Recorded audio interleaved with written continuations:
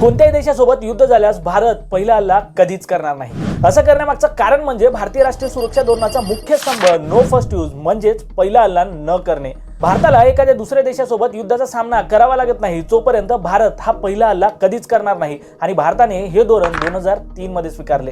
भारत एखाद्या देशासोबत स्वतःहून युद्ध करणे याला 3 मर्यादा आहेत: राजकीय, सामरिक आणि तांत्रिक। पहिला हल्ला केल्यास जागतिक समुदायात भारताची नैतिक भूमिका संपुष्टात येईल। भारत हा शांतताप्रिय देश म्हणून ओळखला जातो। पहिला हल्ला केल्यास तो आक्रमक ठरेल आणि जागतिक निषेधाला तोंड द्यावे लागेल। पाकिस्तानचे फर्स्ट यूज धोरण आहे, जर भारताने पहिला पारंपरिक हल्ला केला तर पाकिस्तान त्याला परमाणु हल्ला समजू शकतो आणि प्रतिसाद दाखवता तो परमाणु हल्ला पुन्हा भारतावरती करू शकतो आणि कदाचित हीच प्रतिसादाची अस्थिरता भारताला पहिला हल्ला न करण्यास प्रवृत्त करते।